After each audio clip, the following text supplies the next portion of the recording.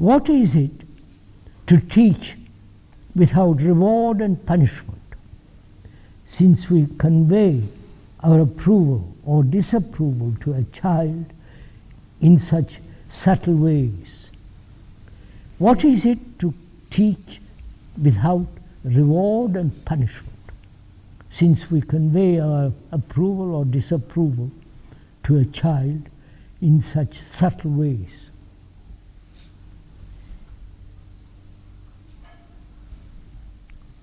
How do you train a dog? Have you ever trained any dog? Huh? Have you ever trained any dog? I happened to be with one dog, we trained it. If he obeys you, you reward him with a biscuit. We want him to heal, you say, come here, and you give him something. And don't we all act on that same principle? Reward and punishment? Huh? Utter silence. Don't we all react to punishment and reward? That's the principle. That's the way we live. For God's sake, face it. From the most highest politician down to the lowest uneducated poor villager, a reward and punishment.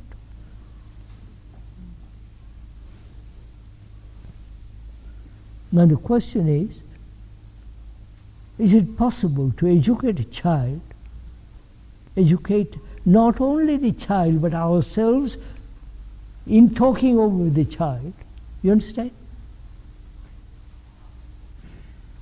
Is it possible to educate him without this principle of reward and punishment?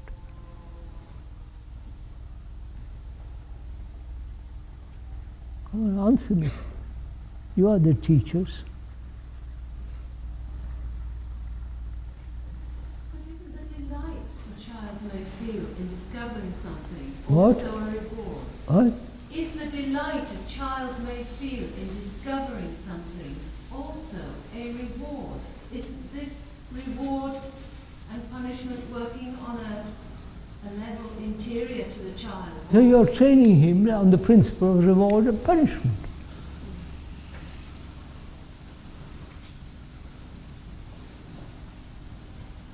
And the questioner says, is it possible not to do that?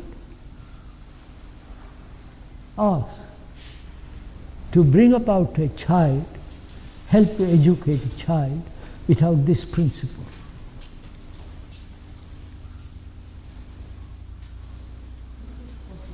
Huh? It is possible. Why do you say that?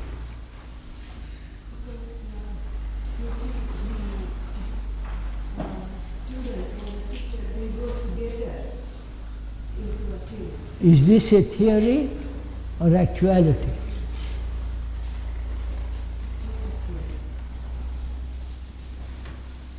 In this school or any other school, is there a teaching in which there is educating, in which there is this principle of reward and punishment doesn't exist at all?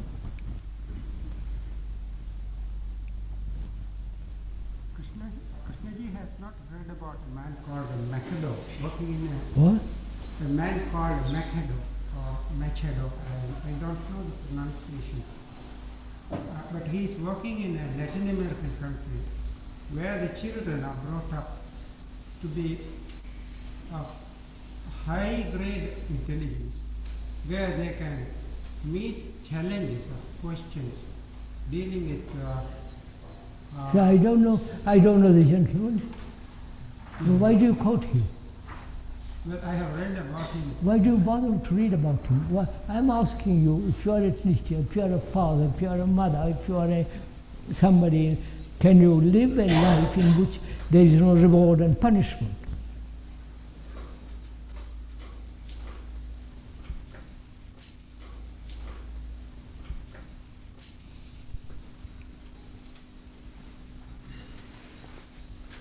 You follow a guru, very simple, because he's going to give you a reward. Right?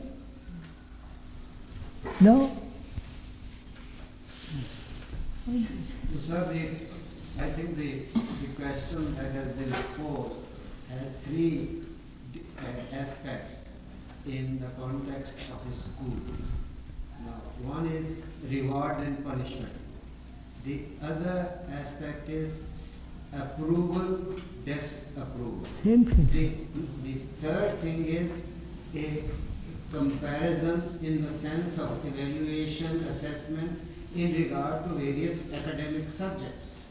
I think these are three aspects which the teacher has to develop. And I think that we will only avoid grades or assessment, but in some aspect or another, it has to be done, cannot be avoided. But I think we are tending to confuse this, to take this question of comparison or evaluation or reward or punishment, approval, disapproval, all fields. That is where the difficulty lies. Yes, sir. But I begin at home. But I have to begin near. And the nearness is the school. I'm here. And I'm responsible for a lot of children, students. And I see